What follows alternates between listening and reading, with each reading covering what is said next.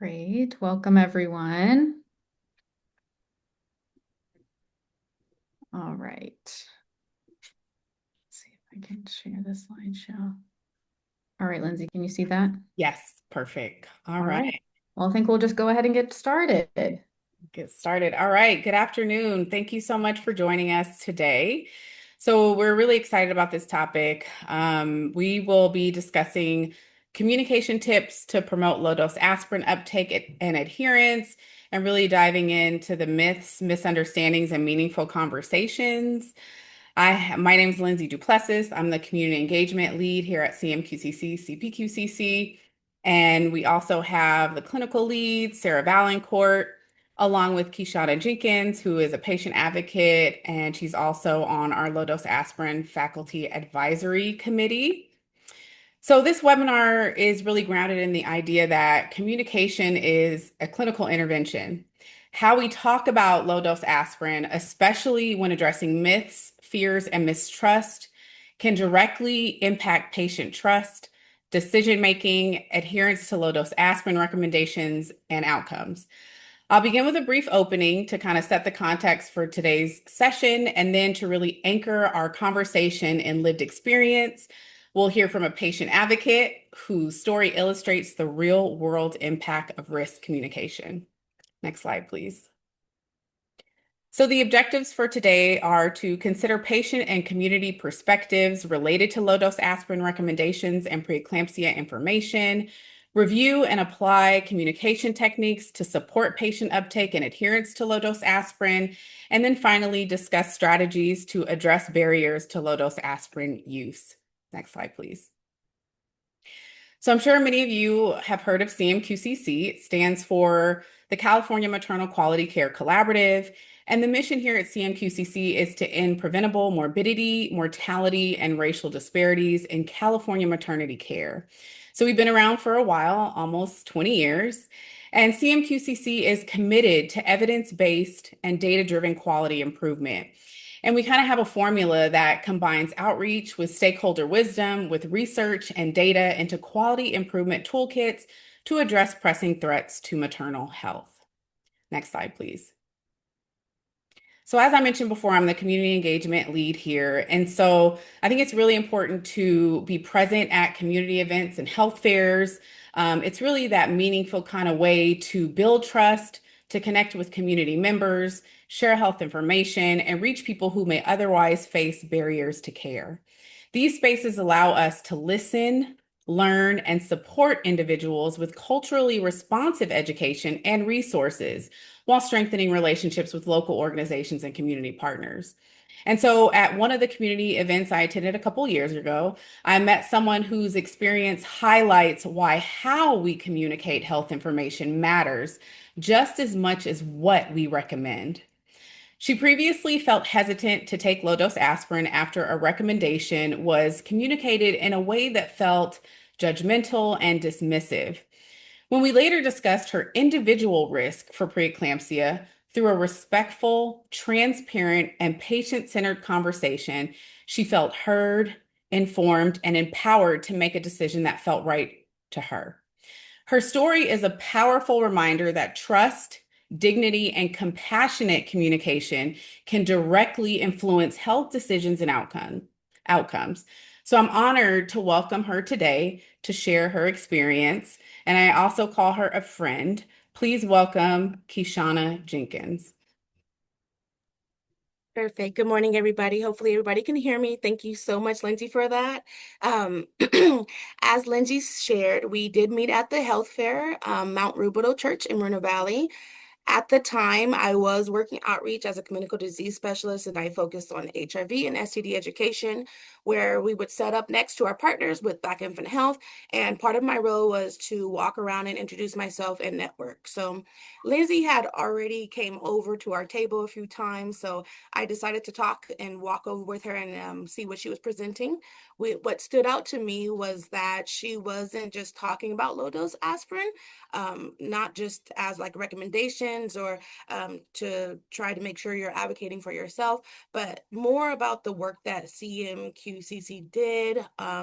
how they were partnering with March of Dimes, and as well the recommendations for low dose aspirin to make sure, or to see if it's a great fit for people in general, to make sure what knowledge and to see what's really out there. So at this health fair, I didn't ask too many questions because I was working, but I did take some pamphlets and some information, and Lindsay gave me a book to share. So I'm like, oh, this is just something I'll just read later on when I'm bored. So I went ahead and grabbed it and I went back to work. But what I didn't realize was at this point in time that that was probably going to be information that was actually for me. So for those who don't know me, again, my name is Ky-Shana Jenkins. I am 34 years old. I am a mother of three, and I am here today to speak from my lived experience as a patient. So in 2023, I was pregnant with my fifth pregnancy. Before that, I had experienced a molar pregnancy, two live births, and one miscarriage. That pregnancy in 2023 resulted in my third living child. So it was my third living child in 8 years. All of my pregnancies were delivered C-section. I also had PCOS, which added another layer of complexity. Because of those pregnancy histories, surgical histories, and underlying conditions, I was already considered high risk. And then going into that pregnancy. So going into that pregnancy, I leaned towards like a more of a holistic approach. I believed in nutrition, stress reduction, movements, monitoring my body, and I had a doula. I was very careful about what I put into my body, not just during this pregnancy, but with all of them, because I was afraid of harming my baby.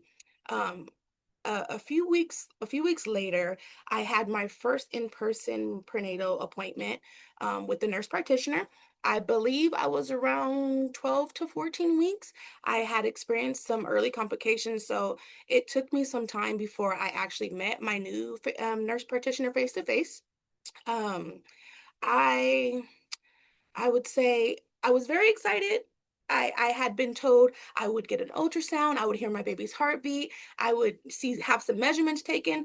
I had my husband take off of work. We walked in smiling, bubbly, and emotional because it was finally time.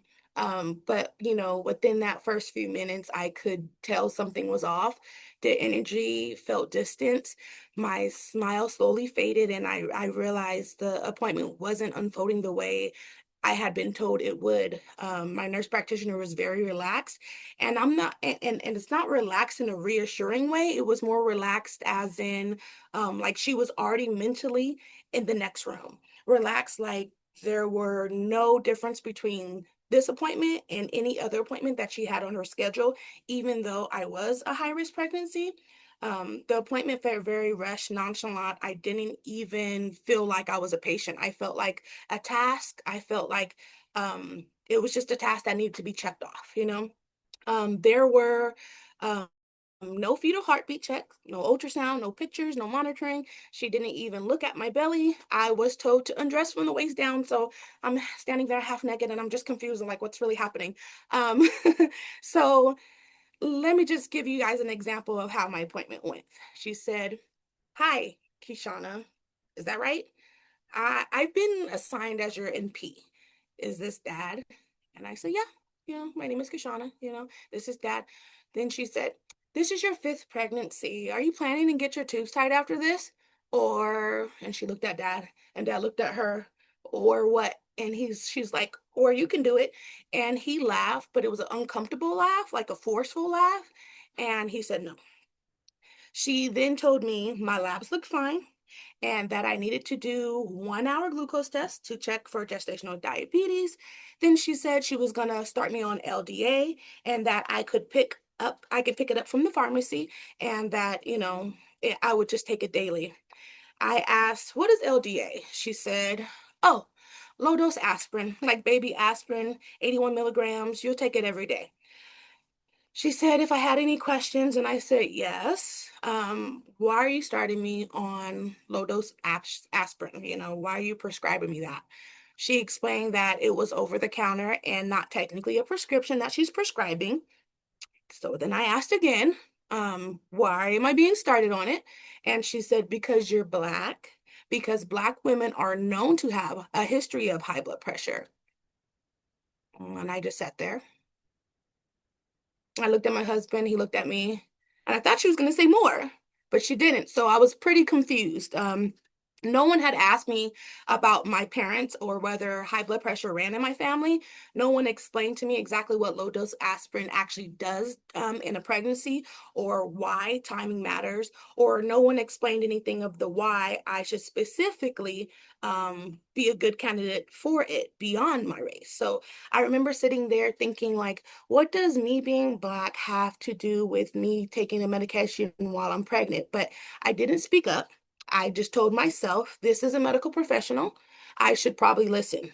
So here is when I just want to pause real quick and just ask a quick question. And Lindsay or Sarah, if you're able to answer, as well as anybody in the audience, um, if you were in that room with me, how would you guys have explained starting low dose aspirin in a way that acknowledges my risk, respects my concern, or help me understand the why without reducing it to my race?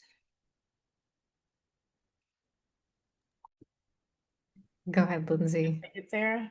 You go. I'll go after. Okay, well, I'll just say we're going to get into a lot of this later, but first and foremost, I think I would have slowed down. It sounds like you had concerns, so we want to really take some time to create space to address them. And then, we've come across this a lot, that Black race as a proxy for exposure to racism is a tough one. And so we want to know how to explain to patients that it's not about being Black that puts us at risk for preeclampsia. It's that exposure to anti-Black racism that increases our stress, increases our inflammation. And one of the ways we can reduce that is with low-dose aspirin. So I think when we come into contact with that, tough conversation, that first deep breath and then the slowing it down can really help us reconnect. And we'll talk about that later. But thank you, Ky-Shana, for looking for some alternatives of how we can do that. Lindsay, do you have anything else? Sure, just to kind of echo what you said, just really providing that space for you, Ky-Shana, to be able to ask questions. And not only you, Ky-Shana, but your husband as well. I think it's important to make sure that partners have that availability in this space, as well as, family, friends, community. So I think giving you that opportunity to ask questions and really kind of sitting down and having that conversation, that just because you're Black, that there's nothing wrong with being Black, and there should have been more of an explanation to that. So. All right, thank you. Thank you so much, ladies. I really appreciate those answers. So I just want to continue and just say, to be honest, about what I did next. I did not start taking low dose aspirin. And that was not because I was committed into a holistic approach, but that was more of, I was just not willing to take a medication based on my own explanation that boiled down to me because you're Black. I wasn't refusing care. I was just refusing assumptions. So without that real explanation, without understanding how it applied to my body, my history, and my actual risk, it didn't feel like informed care. It felt like pressure. And when you already come from a community that already carries medical mistrust, pressure without explanation, that doesn't build trust. It breaks it. So I did complete my glucose test, and a few days later, Lindsay actually reached out to me to check on me, knowing the risk of my pregnancy. She was simply asking how was I doing, and I just let it all out. She listened to me as well. I just went on and on. She listened to me. She had no judgment with me. Then she explained the why in a way that like no one else had. So I was very emotional at that time as well. And just thinking about it, I'm getting a little emotional, but she just talked about the data, the income, the outcome, and how low dose aspirin can really help reduce the risk of preeclampsia, not just because of race alone, but because of the disparities in the care that took place in Black women at a higher risk. So I think that is something my doctor probably should explain to me, instead of just saying because you're Black, like to really show me little things that are, that I'm actually expecting, instead of just a color. And even though Lindsay had shared these things with me before, at the health fair event, she didn't say, "Oh, I told you this already," or "Why didn't you listen to me before?" She just simply told me something that I will never forget, was that you have to be your own advocate. Ask questions, make them explain it, and don't accept answers that don't sit right with you. So those words definitely did empower me. I did contact Kaiser. I did make a complaint and I asked for a new nurse practitioner. I later learned that this wasn't the first time that the provider have received complaints. Unfortunately, due to limited availability, I had to see her one more time. That appointment was even worse. She brought in a student and asked, was it okay that she shadowed her for the work that she was doing during that visit. And I just remember thinking, I didn't even answer. I just remember thinking, like, if this is the model of care that's being passed down, we have a huge problem. She told me that she was surprised that I didn't have gestational diabetes because my baby was so big. I explained that I was actually hypoglycemic and I had almost passed out. She just smiled and was like, commented on how big my belly was again. So I didn't allow her to even listen to my baby's heartbeat. I refused the pelvic exam. I declined her services entirely. I want to just say that first impression mattered, and I no longer felt safe with her. When I was finally able to switch over to a provider, I almost canceled the appointment. I was exhausted, I was discouraged, and just done overall. I had already been doing the NSTs twice a week because my baby was large and my pregnancy remained high risk, but something told me to just go. When I went, she was late. I've had it now. I'm just over the top, upset, frustrated, stressed out. I was ready to leave. I asked the nurse, I said, hey, can I just reschedule? She smiled and she said, I really think you're gonna like this nurse practitioner.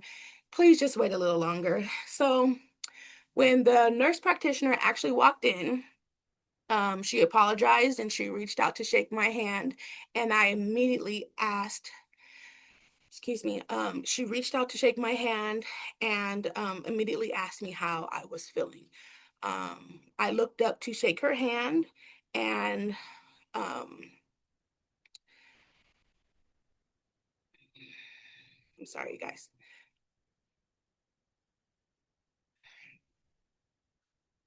Give me 1 second.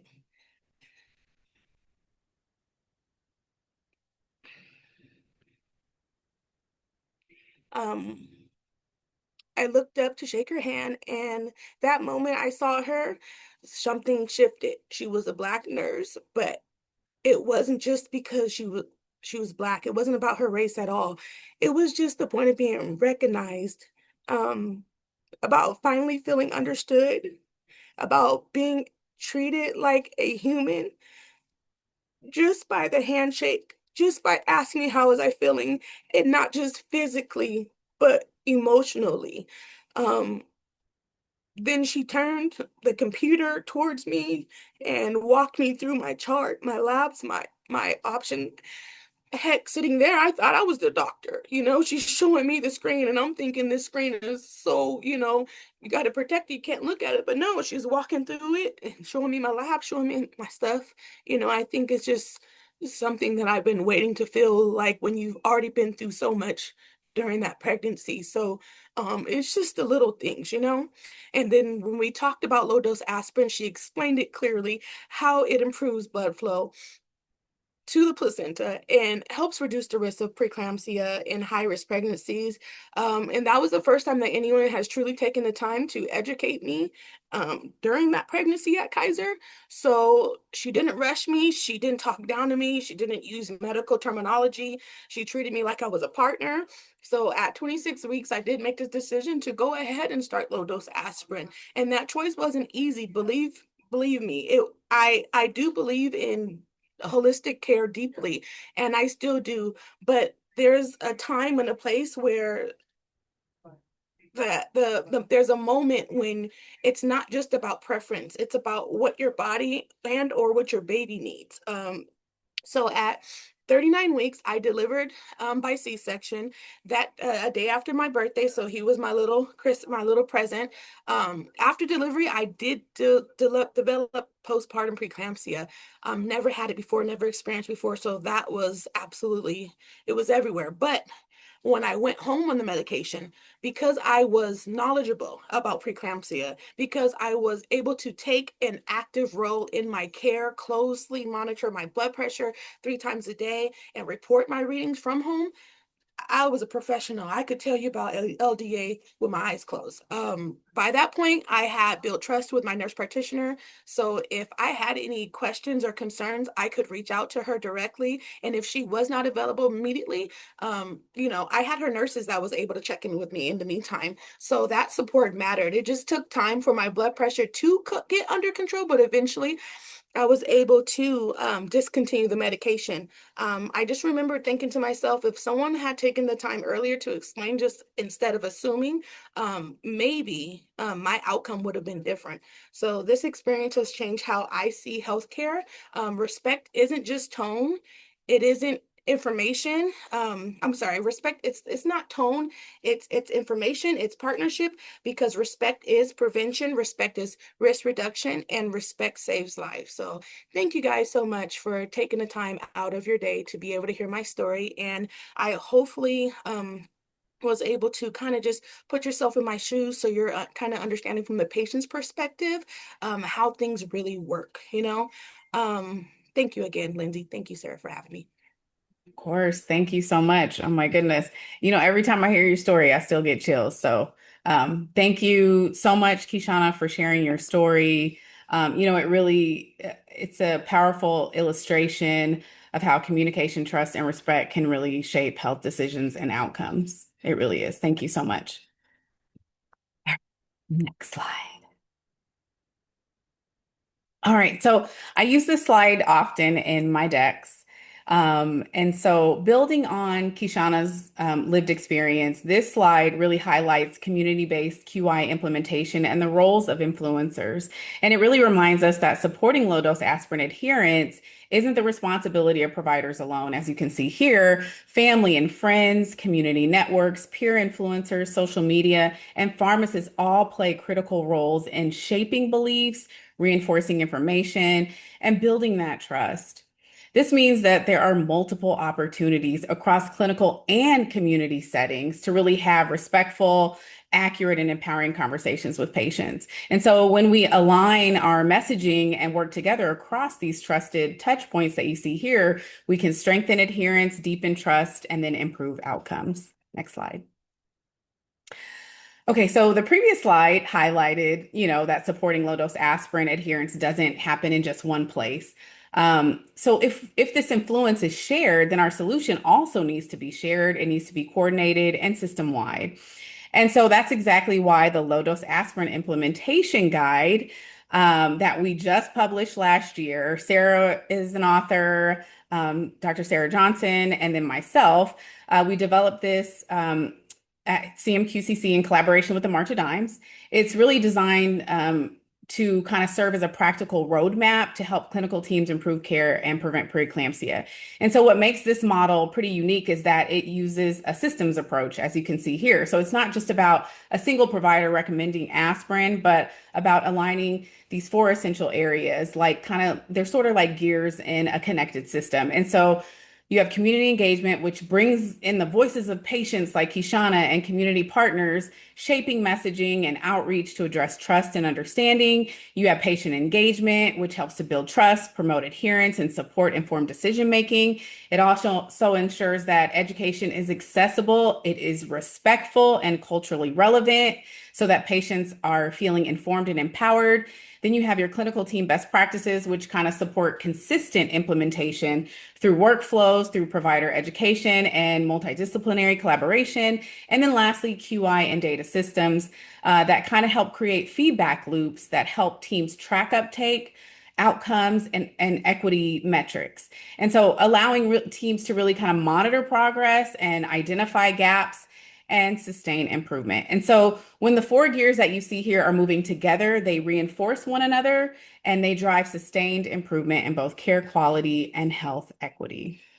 So now I'd like to turn it over to Sarah. Thank you so much. Great. Thank you, Lindsay, for kicking us off, and Ky-Shana for your story.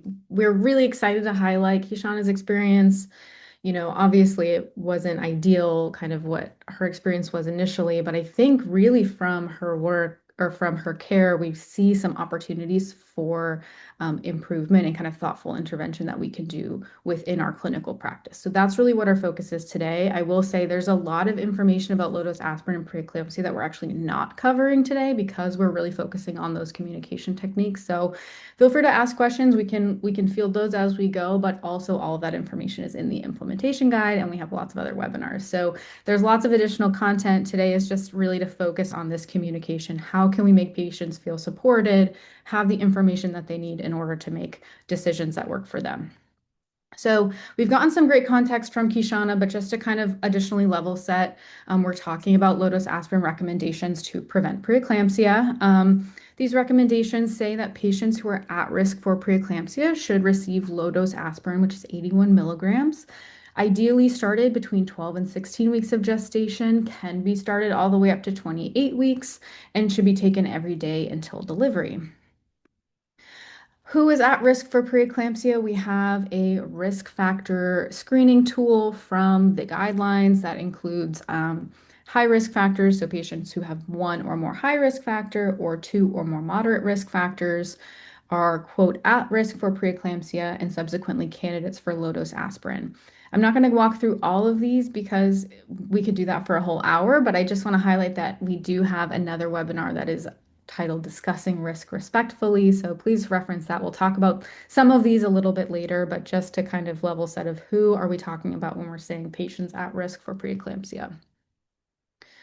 So these recommendations have been around for about 10 years, but unfortunately we still see gaps in care. So we know that patients who are eligible for low-dose aspirin are not receiving it as very consistently. And so kind of first and foremost, we end up needing to kind of standardize clinical practice. And we can do this through our 4 clinical team best practices, again, outlined in the implementation guide. This includes preeclampsia risk factor screening to identify candidates for low-dose aspirin, patient education, which should be tailored and respectful, prescribing low-dose aspirin so patients can access it using their insurance if they're eligible, as well as support for adherence, because if we don't take the low-dose aspirin, it doesn't actually prevent preeclampsia. Now, we can do all of this as kind of highlighted by Ky-Shana's example and still have trouble with patients feeling comfortable starting and continuing low-dose aspirin. So what we're going to talk about today is like, okay, we do all of this and we're still having uptake troubles. What is it that we can do with our patients to improve that? So some barriers to LDA use, and these are more related to kind of patients' comfort level with starting and continuing low-dose aspirin as opposed to logistical barriers. But we know that there can be confusing or mixed messaging between care sites. So maybe their women's health provider recommends it, but sometimes we know the pharmacy might not be aware of the recommendations. We know also that it might be that family members are not familiar with the recommendations, so we're hearing mixed information between different sources. We know that there's a misunderstanding of individual risks. So in order to understand why low-dose aspirin would be a good idea for preventing preeclampsia, we have to understand preeclampsia, why it matters that we should want to avoid it, and then subsequently understand that we're at risk for preeclampsia. So it's actually kind of a complicated series of like considerations that may take a moment to really work through.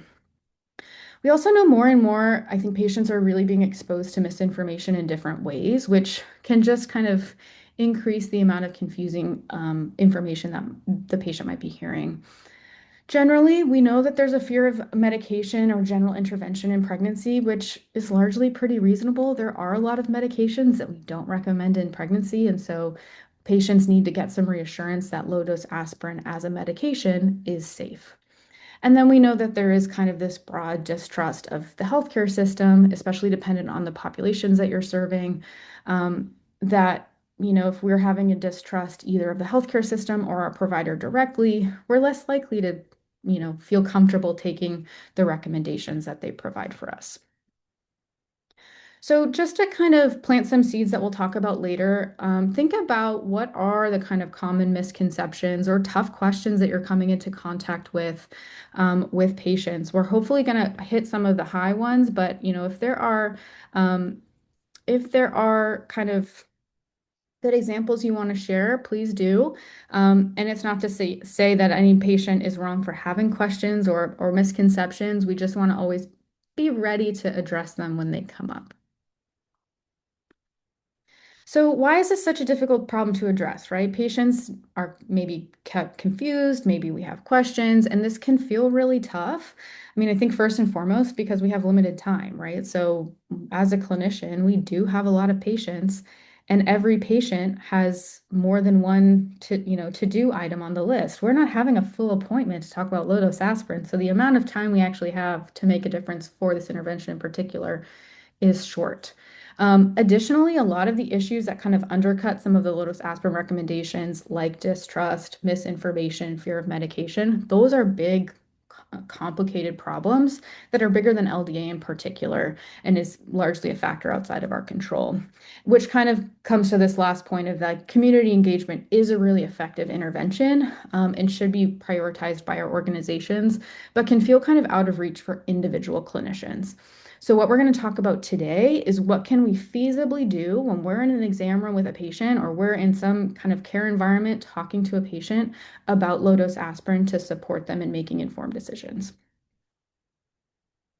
So, approach to communication, I always like to highlight like there's a lot of approaches to clinical communication. Today, I am hoping to present some easy bite-sized ways to make our communication even better. Take what you like, leave what you don't, and hopefully we're building out our kind of toolbox to make us more prepared for helping, any of the patients that we end up seeing.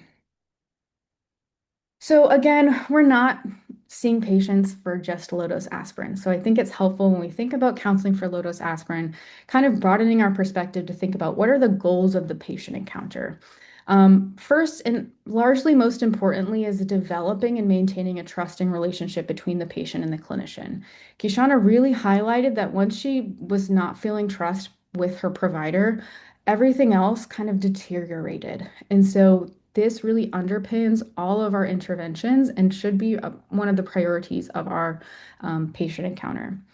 We also want to promote patient autonomy and engagement, right? The patient is the kind of boss of their own care, and we want them to feel empowered to do so. And then lastly, we're providing accurate information through respectful discussions, recognizing that information alone is not usually sufficient. Additionally, we can kind of conceptualize patients across the spectrum of acceptance. You may have seen this in similar settings as like in vaccine hesitancy or just in general with uptake. And no patient is good or bad for being at any point in the spectrum. It just helps us understand where the patient might land. So, for example, for the patients in this accept bucket, you might have a patient who, you've known for a long time and they do really trust you. They come in and you say, I recommend low-dose aspirin, and they say, great, sign me up, and they're an accept. You might have patients all the way on the other side who, are just really sure they don't want to take low-dose aspirin. They know the information, there's kind of no additional conversation needed, they're feeling good about declining. Most of our patients are actually going to fall in this movable middle. So, do we have questions about low-dose aspirin? Some knowledge gaps, maybe some ambivalence, like I'm interested, but I'm concerned about X, Y, and Z. And this is where a little bit of finesse and a little bit of time can make a really big difference. Now, we want all of these patients to get all the information that they need, but the ones in the middle are going to be the ones that kind of we need to be particularly thoughtful for in order to support their decision. And I wanted to also kind of highlight that when I think about misconceptions for low-dose aspirin, they mostly fall into three categories. This is certainly not all-encompassing, but these are kind of the big buckets. First, we have safety of LDA in pregnancy, right? I heard it's not safe. I heard it will hurt my baby. I heard it causes bleeding. Questions about prevention, like, well, I don't have high blood pressure, so I don't need low-dose aspirin. And then a misunderstanding of risk. And we'll revisit these three categories in a minute. So specifically, the approach to communication that we'll talk about today is called motivational interviewing. You may have heard it before. For some context, I work as a clinical lead at CMQCC. I'm also a practicing women's health nurse practitioner, and I've really had the privilege of being trained in motivational interviewing and also learning how to train others in motivational interviewing. So I could talk about it all day long. What I will highlight is that, again, it's very bite-sized. We can kind of use some strategies and not others. And it's really evidence-based. There's a lot of great research that shows that it's effective at supporting patients in making health behavior changes. Specifically, this includes in addiction medicine, supporting nutrition and exercise, medication adherence, vaccine hesitancy, as well as specifically during the pregnancy period. So it kind of works really well for this topic in particular. So motivational interviewing, the definition is that it's a collaborative, goal-oriented style of communication with particular attention to the language of change. It is designed to strengthen personal motivation for and commitment to a specific goal by eliciting and exploring the person's own reasons for change within an atmosphere of acceptance and compassion. So, motivational interviewing assumes that we all deeply want what is best for us as individuals, and that might vary between people of what that looks like. It also says that we don't get motivation from outside of us, but instead we have intrinsic motivation. And using motivational interviewing, we can kind of identify and elevate what that looks like. What this essentially is telling us is that every patient we come in contact with is a fully actualized person with a whole life outside of the clinical environment, and we as clinicians need to recognize that. The other thing to note here is that pregnancy, we actually know, is kind of interesting regarding motivation. A lot of patients tend to have increased levels of motivation for health promotion because they're interested in a healthy pregnancy and a healthy baby. So we can kind of keep that in mind when we're talking about health behavior change. Now, the spirit of MI, so kind of that like core fundamental piece, is that it's non-judgmental and empathetic. You are probably already kind of doing this in a lot of ways. And what it is when we kind of think about using motivational interviewing is just an opportunity to kind of like come back to the fundamentals. We're being empathetic and we're being non-judgmental. So empathetic in the sense that we are really listening and understanding where the patient is coming from, what their feelings are, where they want to be going, and non-judgmental in the way of like, well, it's the patient's decision, it's not my decision. And so I need to make sure that there's not judgment kind of infused into the way that I'm speaking with somebody in front of me. All right, we're going to jump into some strategies. This is going to feel a little bit rapid fire, but I just want to make sure you get what you came for today. First, we'll start with nonverbal empathy. And Ky-Shana did a great job communicating this already to us, right? This starts when you open the door. How are we making sure to communicate to patients that we are present, we're listening, and we're working in tandem as a team together? So we're making eye contact, we're smiling, we're handshaking when it's appropriate. We're mirroring. So that means if a patient wants to sit, we're sitting. If a patient wants to stand, we're standing. I loved the example of the computer. Turning the computer screen towards Ky-Shana is a nonverbal way to communicate that we're working together. The other thing you can do with the computer is close it and talk to the patient for a minute without the computer up. Then we can use open-ended questions to get really rich information. So maybe we've already done our risk factor screen. We kind of know this patient is a candidate for low-dose aspirin, and we tell them as such. We might want to gain a little bit of information from them, and we can ask, how do you feel about low-dose aspirin? What do you know about low-dose aspirin in pregnancy? You can also kind of pull on any threads and say, tell me more about your concerns. Tell me more about what you've heard. These questions really allow a patient to kind of provide more of a narrative. And what that does is it highlights their priority information, right? Like what's most important to them.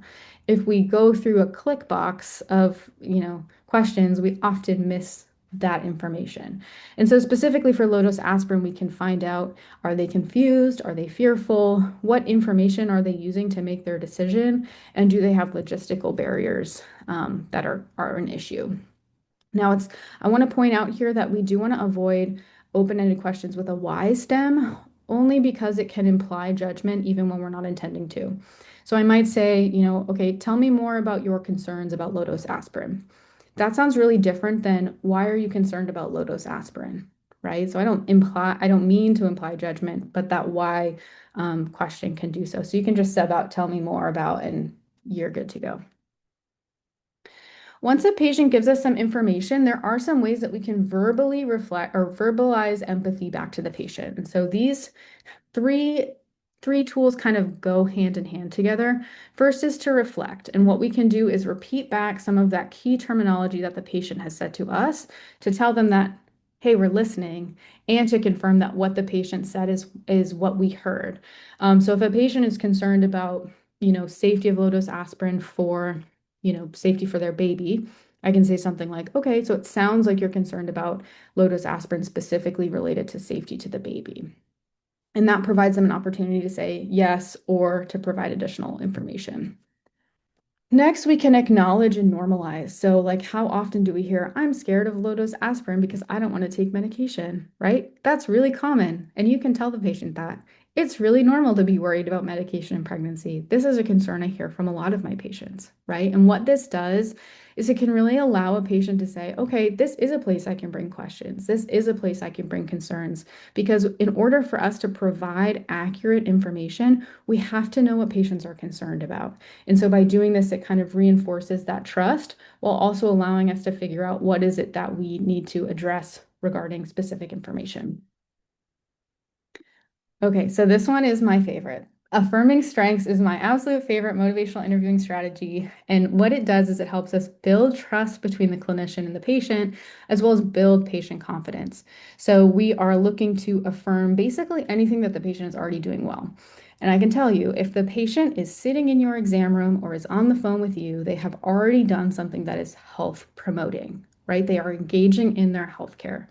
So we want to just find something that we can pull out and say, you're doing a great job at this. You should keep going. So things that we can do are affirm behaviors, motivations, or intentions, things like asking questions, looking for information, considering the health of themselves or their baby, or making a decision that feels right for them. So a couple examples. Someone asks a question and I can say, that's a really great question, right? That's affirming a strength. You've asked a really good question. If someone says, well, I'm interested in low-dose aspirin, but I'm really not sure, I can say, it's great that you're considering this decision so carefully, right? That's a positive thing to be thoughtful about your healthcare. If someone's making changes in their pregnancy to be healthy, I can say, I'm so impressed by your commitment to promoting the health of yourself and your baby. So this is really fun because also it helps us feel connected to our patients and to really like celebrate things that we don't always recognize. And it really works to tell the patient that like they're seen and we're working with them.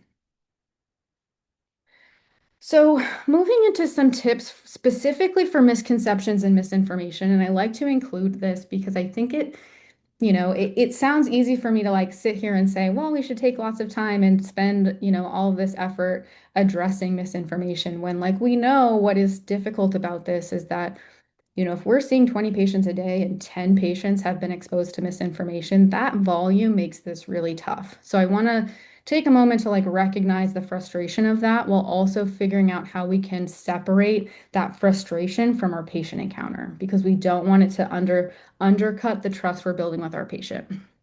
So the way I tend to frame this, and this again is certainly not the only way we can frame this, but I think this is helpful in the sense that for whatever misinformation that the patient has heard, usually they're using that information to make a pretty rational decision. So if the low-dose aspirin, if we hear that it's going to hurt our baby, it's pretty reasonable for a patient to say, yeah, I don't want to take that, right? Like that makes a lot of sense.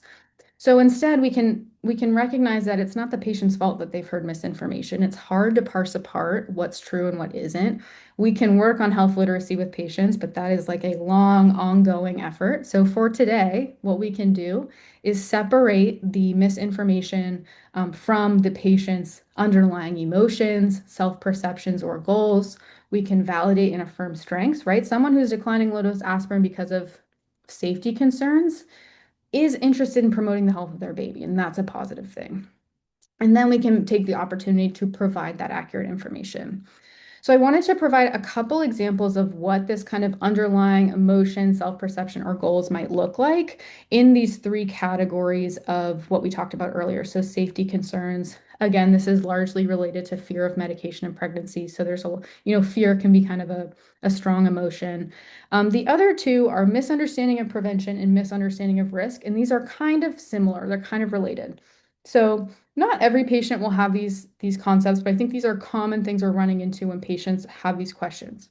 So for misunderstanding of prevention, in some cases, this might actually just be an avoidance of thinking about poor outcomes. And I'll use an example. My lovely sister had a pregnancy and she had an autoimmune condition. So she was already high risk from the beginning.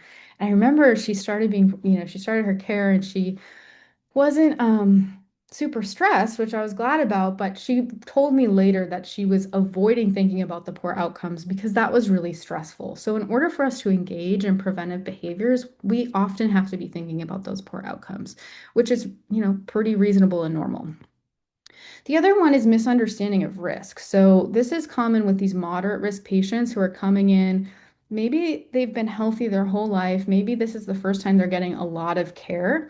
They have a self-perception of being healthy, right? They're ready to be pregnant. They're excited to have a healthy pregnancy. And I say to them, so actually, you're at risk for preeclampsia and you should take low-dose aspirin, right? Like that contradicts that person's self-perception of their own health. And so we can spend some time differentiating between what it means to be a high risk pregnancy and what it means to be at risk for preeclampsia. So some common pitfalls to avoid. I'm going to kind of run through this a little quick so we can get to the end of our slides, but basically we want to avoid jumping in and correcting patients right away. So this is low dose aspirin is not safe in pregnancy, and I jump in and I say, no, you're wrong, right? That really cuts down this trust that we're building. Additionally, we want to avoid giving advice. So that's instead of providing accurate information. Giving advice is in saying you should, you must, you have to. That's very paternalistic, obviously, is not going to be correlated with patients feeling comfortable with taking low dose aspirin. Wrapping up the conversation, like we cover some of these items, we want to make sure that we, provide some space. I know we have a clock in our head, but we want to make sure that we're not communicating to patients that we're in a giant rush. So, what other questions do you have? Was there something that was confusing? Is there something that I didn't bring up today that you think is important to talk about? We don't have to use all of these, but it can just be a way to signal that, like, we can continue this conversation. And then we can, lastly, how are you feeling about low dose aspirin? That'll give us a sense of where on that spectrum the patient lands after we have this conversation. Now, it is important to talk about what do we do if the patient declines, because I think this feels again uncomfortable and frustrating. I've heard from clinicians like, okay, I did all this work. I listened and I answered questions and I provided information and the patient still declined. It kind of feels like we did that all for nothing. And my reaction to that is that it wasn't for nothing. We still met all of the goals of our encounter, right? We allowed the patient to bring up questions and get information. So we provided accurate information. We're supporting a patient in making their own decision about their health. And by doing all of that, we've actually continued to maintain the trust, right? Because we know that low dose aspirin is not the only intervention we want folks to pursue during prenatal care. If we rupture our relationship on this item, then we might not get a Tdap or a glucola done or, an NST. So we want to make sure we're supporting patients. So one way we can react to that is to just say, like, reflect and then leave the door open. So I hear that you're not interested in low-dose aspirin today. Totally hear you. If you end up having other questions later or you change your mind, let me know, right? Basically communicating, I'm not mad with you. I'm not frustrated. This doesn't cause an issue for your care. Please come back if you have questions. We can also leverage this conversation into additional conversations about other health promotion opportunities. So, healthy lifestyle, we're going to check your blood pressures to make sure that if something changes, we catch it. Here are those preeclampsia signs and symptoms to keep an eye out for. And so it can really still be health promoting, even if the patient declines low dose aspirin. So I have this slide for you to kind of put it together later. I want to scooch so we have time for questions and everything at the end, but we'll send all of this out. Some tips for patient education. We might want to do this over multiple visits with multiple care team members. Lindsay mentioned ask, care person who's coming with them, patient's mom, spouse, sister, whoever, do you have questions about this? And we can provide other sources of information. So patient handouts, March of Dimes website that's patient facing, Preeclampsia Foundation, that can help bolster your recommendation, especially if the patient isn't like totally trusting of you yet. And then tips for practicing these strategies, like it's not complicated, just pick one and try it, and then it gets easier. That's my recommendation for that. Okay, so some common misconceptions. I do want to go through this real quick, but let me see if, is there anything, Lindsay, is there anything big from the chat that I should address first? Looking at the chat, someone said, is this template described in the guidelines? Not sure which template you're asking, Laura. If you could be a little bit more specific. This is being recorded. This presentation is being recorded, and we will send out the slides. Oh, great. Pharmacology on Yeah. aspirin, how it works. Great. Thanks, Savannah. Okay, great. So I'm going to keep going because we're going to hit some of these Slide. with these answers for misconceptions. So basically, think about we've got safety questions, we've got prevention questions, and we've got risk questions. So, safety, this one comes up a lot. Again, it makes sense. Patients are told a lot that they shouldn't take certain medications in pregnancy. So, why would low-dose aspirin be anything different to a person who doesn't know about this stuff? Um, so, high level, what we can say to patients, kind of generally, is that because we are concerned about safety of medications in pregnancy, we paid a lot of attention, right? If we're going to recommend low-dose aspirin to a bunch of pregnant people, we better make sure that it's safe. So not only is it safe, we also know that it actually improves outcomes for both mom and for baby. So it's preventing or reducing that risk for preeclampsia. It also supports the placenta in the way of helping support baby's growth. It makes our pregnancies longer, so we have less risk of that early delivery. Regarding specific mechanism of action, I think the best way to explain this to patients, again, this is not the only way, so if someone else has a good way to do it, feel free to put it in the chat, but is to really explain that what low-dose aspirin is doing is reducing inflammation in the body and supporting the placenta, which is why we want to start it right between that 12 and 16 week mark. That placenta is implanting, we get that reduced inflammation, the placenta implants, and then we have that support for the placenta and the blood vessels throughout the pregnancy. We also know that there's patients who have questions about bleeding risk. This comes up because, again, we've probably heard that maybe certain older folks have taken baby aspirin for stroke prevention and because it's a blood thinner. So again, totally reasonable question. What we can say is because we know that it has an impact on supporting blood vessels, it actually works on platelets in particular as well. There was a lot of attention paid in the research to bleeding, and there is not any evidence that there's an increase in bleeding for mom or for baby. And that includes maternal hemorrhage, intracranial hemorrhage for baby after delivery. This one, it doesn't come up that much. This is kind of talk about a good question from a patient, but I think it's still helpful to know the answer is if full dose aspirin isn't safe in pregnancy, why would low dose aspirin be safe in pregnancy? And the answer here is because low dose aspirin works differently than high dose aspirin. So low dose aspirin, again, it reduces inflammation, promotes the development of the placenta, works to kind of reduce platelet aggregation.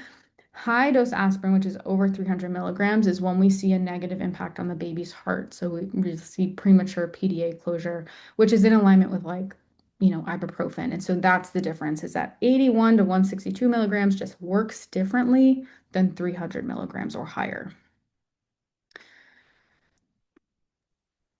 Sarah, there's a question in the chat. Can you Yes, thank you. 81 milligrams versus 162 milligrams? Oh, great question. And this comes up a lot, both with clinicians, but also for patients. So, short answer is we don't actually know that one is better than the other currently. So, basically, in the United States, we recommend 81. In different countries, they might recommend 150. Essentially, we have 81 milligrams because of the dosing that's available. And there's no head-to-head studies that compare 81 or 162 milligrams in terms of effectiveness. Now, you may see 162 milligrams, especially out of MFM clinics. So patients who are particularly high risk, sometimes they get put on 162. What's helpful to know is that 162 milligrams is still in this safe category, right? So we're not going to really see that issue with the high dose aspirin. Really, where we land is that 81 milligrams for your kind of typical moderate high risk patient is probably sufficient at this point, but recognize that there is kind of ongoing studies to compare directly 81 to 162. Okay, so for preeclampsia prevention, this is really highlighting, you know, I want to do natural approaches. I can start later if I want, or I don't have high blood pressure. And this is where we really want to kind of point out that being healthy and having a healthy lifestyle is really helpful for pregnancy, right? Where, like Ky-Shana said, healthy nutrition, getting some movement, stress management, all of that is really important. It doesn't necessarily replace low-dose aspirin because it doesn't have the connection with the preeclampsia prevention specifically. So in the best case scenario, we would do all of these things together, right? We would do low-dose aspirin plus all of those holistic approaches. Um, Regarding prevention and timing, one way to explain it, I think, is, the low-dose aspirin isn't actually treating anything that you already have. It's helping us avoid development of something later. And so we're not going to see any changes to our blood pressure. We're not going to feel any changes to symptoms. Our labs are all going to be the same no matter what our low-dose aspirin, taking is. What we want to see is that if we take it early enough between that 12 and 16 week window, it gives us our body enough time to prevent the development of preeclampsia later. And so we're not going to see changes. In the best case scenario, we take low dose aspirin and nothing changes, right? That would be a good outcome. And so it helps in that way. And so we're not going to see any evidence of changes that are obvious. Yes, thank you. Jamie called out, it's important to remind moms that preeclampsia happens postpartum. And I think Ky-Shana's example is a good one of like her engagement and hearing about low-dose aspirin and hearing about preeclampsia had an impact on her ability to manage her postpartum preeclampsia. And so it's all very much related. Lastly is understanding risk. Again, we have an entire webinar on this. It's by Dr. Amanda Williams. She's brilliant and does a great job explaining these items, but I just wanted to mention it here. It's common to hear, well, low-dose aspirin is only needed if I had preeclampsia in a prior pregnancy or I'm not high risk. This is where we can really delineate the difference between being high risk pregnancy or at risk for preeclampsia. Now, some patients are high risk, right? If they have chronic hypertension, they're high risk anyways, and so this might not be as big of an issue. One way to kind of help patients understand their specific risk is to make sure they understand the risk factors that have put them into this moderate or high risk category. We have a tool, March of Dimes also has a tool that's a patient-facing screening tool. So you can actually like send it in the patient portal, or you can use it as an education tool in the exam room to say, look, these are the risk factors. And you can kind of pick out which ones the patient has so they can say, oh yeah, my mom did have preeclampsia, so that's a moderate risk factor. So we do have some additional resources in the implementation guide. I just want to highlight here. We have some great videos that I think are really helpful. We have some scripts. We actually have a motivational interviewing algorithm that can help figure out how to implement some of these motivational interviewing tools. And let's see, we've got a few minutes left. Let me see. Well, there's a mention in the Q&A section. Mhm. Genetic issue in father of babies such as hemophilia scared a client away from aspirin. Yeah, I mean, I think that's fair. I mean, I think there's always going to be um, kind of like cases that we haven't anticipated. Um, I think that's probably not necessarily a reason not to take it, but at the same time, like again, it's interesting that the patient is considering kind of these different specific risks that she might have. And so I don't know that any of this changes except to just ask if there are other information that she needs to know about it. All right, two other questions. It looks like, what if someone is allergic to other NSAIDs such as ibuprofen, naproxen with hives? Yeah, that's a good question. We would say, and we have full prescribing information in the implementation guide. But yeah, it would be a contraindication if they're allergic. Um, I think you'd probably want to ask if they're allergic to aspirin, but it's all going to kind of fall into that same bucket. And then we have someone that says, I have a question specifically about answering partner questions. I've had multiple instances where a patient is amenable to LDA, then call from home saying that their partner is uncomfortable Sure, with it. sure. How do you recommend having that conversation? Do you recommend providing the mom with information or speaking to the partner directly? I recommend both. Oh, yeah, that's such a good question. And I think it's really dependent on the specific patients you're seeing, um, but probably both. So this is a good example too. And I think I don't want to say we've all been in this situation, but I think it's a common situation too to sometimes maybe have a husband or a male partner with the female pregnant person in the exam room, and sometimes they can you know, do a lot of the talking. So figuring out how we can make sure that she feels supported and has her questions answered. And if we can also make the male partner amenable, it's going to be easier for her. So if there are specific questions that we can answer for, male partner, that's great. Obviously, the patient is the pregnant person. And so, if that kind of continues, then maybe we make sure that we have conversations with them independently so they can promote their own health. But ideally, we get everyone on board, although that is, not always possible. I But think thank it's you. important. Yeah, I think it's important. Sorry. Yeah. I think it's important that we're just educating everybody, not just the birthing person, but making sure we're educating any and everybody that that patient feels, is close to them or their Right. support person. And that Mhm. includes doulas, that includes Yeah. community health workers as well. I hope we got all the questions answered. I know. Oh, I'm so glad. These were great questions. I'm really glad to see that some of these um, strategies really resonate because when I tell you, like, they're small and they're easy and they do make a difference. And so it's really not like overhauling everything. It's just thinking, is there one way that I can tweak this so my patient feels supported today? And I think that's really the goal. Um, Okay, great. It's 1 o'clock. We did it. So we'll send out these slides and there'll be a recording. You'll also get an evaluation if you would like continuing education credit for attending today. Feel free to reach out to us separately if you'd like to connect. Um, but thanks everyone so much for coming. We appreciate it. And thank you, Kishana, for sharing your story. Yes, thank you, Kishana. Important here. Thank you, everybody.